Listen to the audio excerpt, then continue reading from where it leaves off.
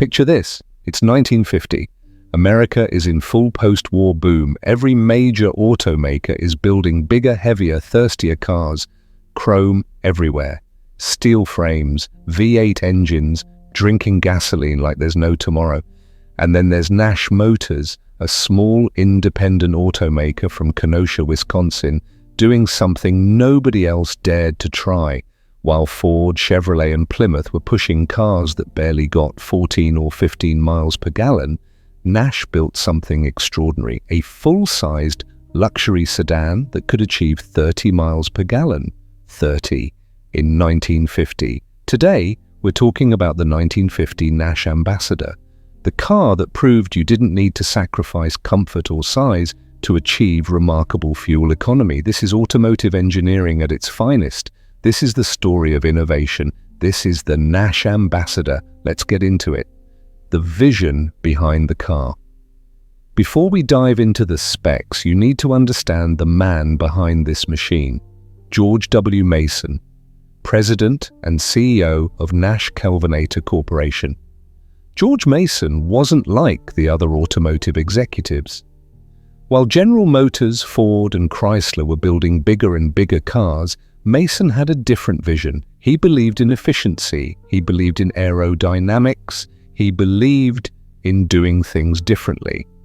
Mason came to Nash in 1936 after a successful career at Chrysler. He brought with him something revolutionary, access to wind tunnel testing from World War II. That's right. While most automakers were just guessing about aerodynamics, Nash was actually testing their designs scientifically. Mason's philosophy was simple but radical. Build cars that were a bit daring, bold, and out of the mainstream. Cars that were noticeably different from those of the big three producers. And the 1949 through 1951 Airflyte models were exactly that. These weren't just cars, they were statements. Engineering marvels wrapped in controversial styling. The revolutionary design. Let me tell you about the Airflyte body. This wasn't your typical 1950s sedan. The 1950 Nash Ambassador featured what they called unitized or Airflyte construction. This was unibody construction at a time when everyone else was still bolting bodies onto separate frames. 8,000 electronic welds held this thing together. 8,000. Nash claimed it was 1.5 to 2.5 times as rigid as conventional cars. And they weren't exaggerating, but here's what really set it apart: the aerodynamics. Nash's vice president of engineering, Niels Erik Wahlberg, had been fascinated with aerodynamics for years. During the war, he'd had access to wind tunnel testing, and he believed future cars should take advantage of this science. The result? The most streamlined sedan you could buy in 1950. The body wrapped over the front wheels, enclosed fenders, smooth flowing lines from nose to tail, no protruding lights, no running boards, no exposed door hinges. This was full envelope body styling taken to its logical conclusion. Critics called it the bathtub Nash. Some people thought it looked like an upside-down bathtub on wheels. But you know what? That unconventional shape cut through the air like nothing else on the road. The Ambassador rode on a 121-inch wheelbase. It measured 209 inches long and 78 inches wide. This was a full-sized American sedan. 6 adults could ride in comfort, but it was 6 inches lower than previous designs. Lower profile, less wind resistance, better fuel economy. The engineering that made it possible. Now let's talk about what made this fuel economy possible. First, the unibody construction. By eliminating the separate frame, Nash saved around £500 compared to body-on-frame designs from the big three. £500, that's like removing 3 full-grown passengers. Less weight meant less fuel needed to move the car. Simple physics. Second, the engine. The Ambassador came with a 234.8 cubic inch inline 6. That's 3.8 litres. It produced 112 horsepower at 3,700 RPM. Now, I know what you're thinking, 112 horsepower doesn't sound like much, but here's the thing, you didn't need much power when your car was this aerodynamic and this light. The engine featured overhead valves and a 7-main bearing design. This was premium engineering, smooth, reliable, efficient. For 1950, Nash offered something groundbreaking. They became the first non-General Motors automobiles to be equipped with GM's Hydromatic automatic transmission. This 3-speed automatic was purchased from GM and offered as an option on Ambassador models. Cars with the automatic transmission featured what Nash called selecto-lift starting. You lifted up the shift lever on the column, and that motion engaged the starter. Clever, simple, practical. The standard transmission was a 3-speed manual with overdrive available. That overdrive was key for highway fuel economy. Third, the suspension. Coil springs at all 4 corners. This was advanced for 1950. Most competitors still used leaf springs in the rear.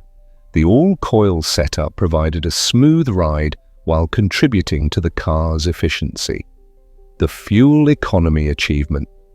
Here's where things get impressive. While typical American cars in 1950 were achieving around 14 to 15 miles per gallon, the Nash Ambassador consistently delivered 25 to 30 miles per gallon. Let me repeat that, 30 miles per gallon in a full-sized luxury sedan in 1950.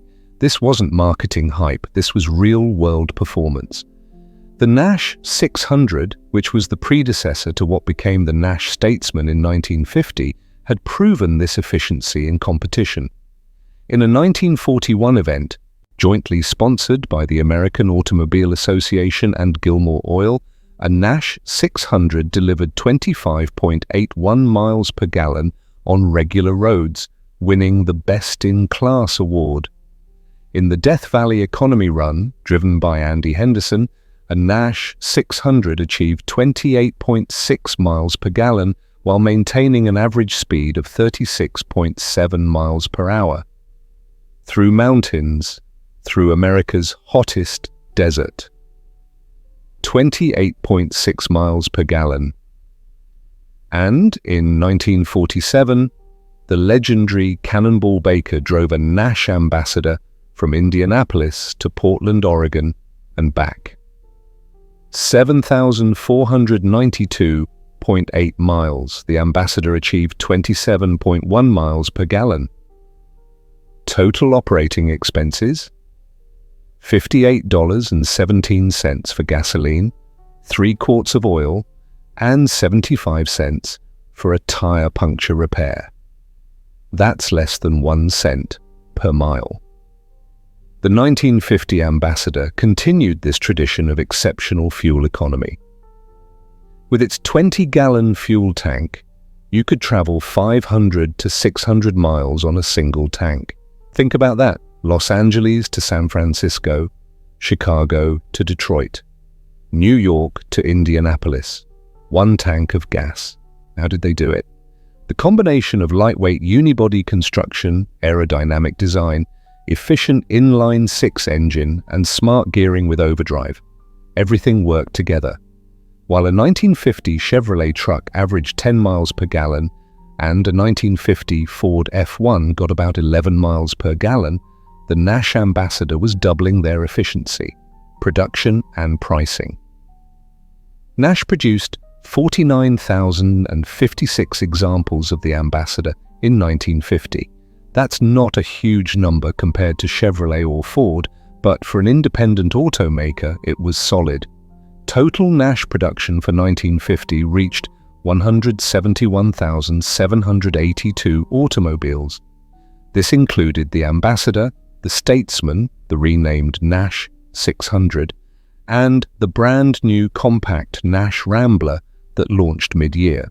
Pricing for the 1950 Ambassador ranged from approximately $2,040 to $2,225.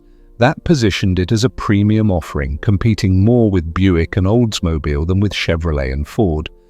The Ambassador was available in several body styles: custom two-door sedan, custom brougham, custom sedan, super two-door sedan, super brougham, and super sedan. The most distinctive was the two-door fastback sedan. That sloping rear roofline wasn't just for looks, it was all about aerodynamics. Innovative features. The 1950 Nash Ambassador wasn't just about fuel economy. It was packed with innovative features. Remember the bed-in-a-car feature? Two-door models included Nash's exclusive airliner reclining front seat, which was optional on four-door sedans. These seats could be fully reclined, and when combined with the rear bench seat, created a sleeping area for 3 adults. Nash actually marketed this as a camping feature. You could drive your Ambassador into the wilderness, recline the seats, and sleep right there in the car. They even offered accessories like form-fitting mattresses and snap-in window screens. In 1950, seatbelts became optional. Nash was the first American automaker to offer them. Think about that, seatbelts in 1950. It would be another 18 years before they became federally required. The dashboard featured Nash's famous glove locker that pulls out instead of spills out.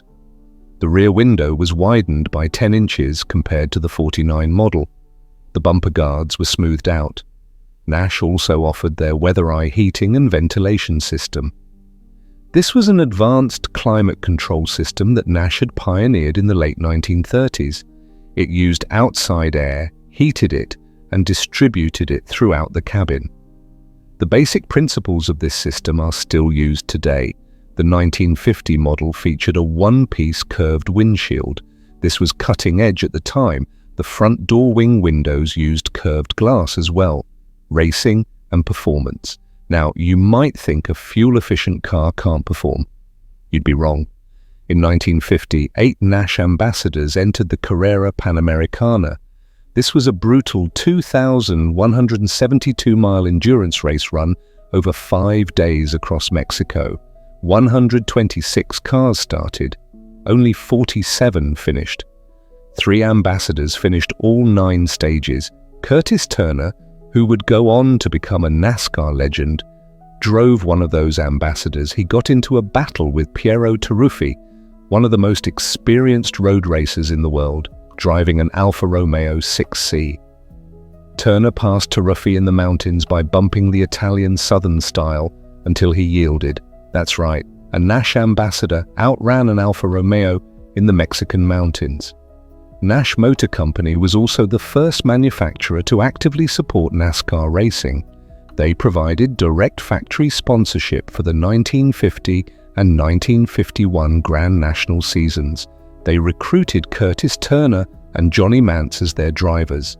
The Ambassador could hold its own on the track while delivering 30 miles per gallon on the highway.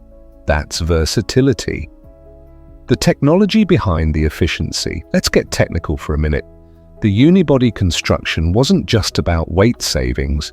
It provided superior rigidity, safety, interior roominess and quietness compared to body-on-frame designs. Nash included sand Mortex insulation throughout the body, rotary, non-slam door locks, gussets welded within the body structure for additional rigidity.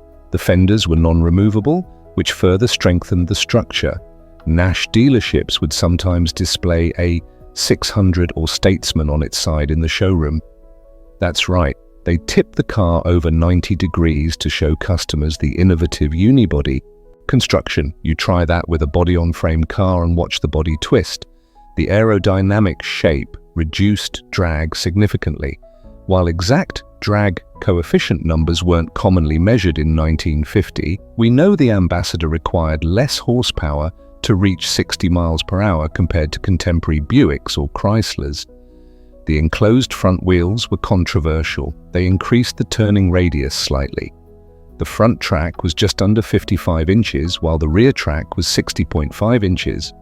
But those enclosed wheels contributed to the car's aerodynamic efficiency and were part of its distinctive look. Comparison to the competition. Let's put this in perspective. In 1956, just 6 years later, American cars had an average fuel efficiency of 14.5 miles per gallon.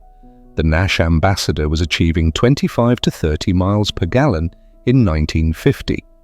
A 1950 Buick Roadmaster with its big straight-eight engine got about 13.2 miles per gallon. A typical Chevrolet or Ford of the era achieved 12 to 15 miles per gallon with their six-cylinder engines. The Nash Ambassador was doubling the fuel economy of the competition while maintaining comparable size and luxury. Even the smaller Nash Statesman, which shared the Ambassador's body but rode on a shorter wheelbase with a smaller engine, delivered excellent fuel economy. The Statesman could achieve 15 to 20 miles per gallon in typical driving and up to 25 miles per gallon on the highway.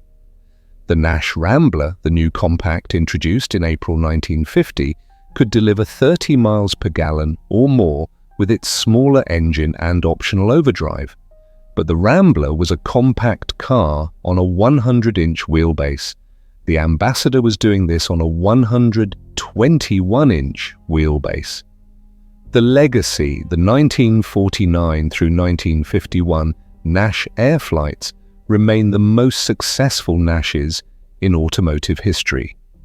These three model years proved that efficiency didn't require sacrifice. You could build a comfortable, spacious, well-equipped American sedan that delivered exceptional fuel economy. George Mason's vision was vindicated. His investment in aerodynamics, unibody construction, and efficient engineering paid off. Nash's profits in 1950 reached $26 million, the best the company had registered since the consolidation of Kelvinator and Nash. The Ambassador influenced future automotive design. Unibody construction became the industry standard. Aerodynamics became important. Fuel efficiency became a selling point. When the 1970s oil crisis hit, people looked back at cars like the Nash Ambassador and wondered, why didn't we keep building cars like this? The Ambassador also established Nash's reputation for innovation. This reputation continued with the Nash Rambler, which became America's first successful post-war compact car. When Nash merged with Hudson in 1954 to form American Motors Corporation, the Rambler would become AMC's salvation, allowing them to survive and compete against the Big Three throughout the 1960s. What happened to Nash? George Mason died in October 1954, just months after forming American Motors Corporation. He was 63 years old. His successor, George Romney, focused the company on the Rambler line. The full-size Nash models, including the Ambassador, were phased out after 1957. From 1958 onward, the Ambassador name was applied to an enlarged Rambler. The original Airflyte Ambassadors are now collector's items. A well-preserved 1950 Nash Ambassador can fetch anywhere from $15,000 for a decent example to $50,000 or more for a pristine original car. They're not as sought after as muscle cars or classic Corvettes, which actually makes them accessible for enthusiasts who appreciate engineering and history over badge prestige. Final thoughts. The 1950 Nash Ambassador proved something important. Innovation doesn't always come from the biggest companies with the most resources. Sometimes it comes from the independents, the mavericks, the companies willing to do things differently. George Mason and Niels Erik Wahlberg looked at the automotive landscape of 1950 and asked, why can't we build a better car? Why can't we use aerodynamics? Why can't we save weight? Why can't we deliver 30 miles per gallon in a full-sized sedan? And they did it. While Ford, Chevrolet and Plymouth were building conventional cars with separate frames and thirsty engines, Nash built something revolutionary. A car that was lighter, more rigid, more aerodynamic, and dramatically more efficient. 30 miles per gallon. In 1950, in a car that could comfortably seat 6 adults and sleep 3. In a car that could compete in the brutal Carrera Panamericana and hold its own against European sports cars. That's not just impressive, that's extraordinary. The 1950 Nash Ambassador is a reminder that good engineering never goes out of style. Efficiency matters. Innovation matters. Having the courage to be different matters. This wasn't just a car. This was automotive engineering poetry written in steel, glass, and forward thinking. So there you have it, the 1950 Nash Ambassador, the car that achieved 30 miles per gallon, while everyone else struggled to reach 15. I want to hear from you. Did you ever own a Nash Ambassador? Did your parents or grandparents have one? Have you ever driven one? What's your experience with these remarkable cars? Leave a comment below and share your Nash stories. This community is built on shared memories and passion for automotive history, and I love hearing from you. If you enjoyed this video, hit that like button. It helps the channel reach more classic car enthusiasts like you. And if you haven't already, subscribe to the channel. We're diving deep into automotive history every week, uncovering forgotten gems like the Nash Ambassador, telling the stories that deserve to be told. Thank you for watching. Thank you for being part of this community. Until next time, keep those classics running and those memories alive.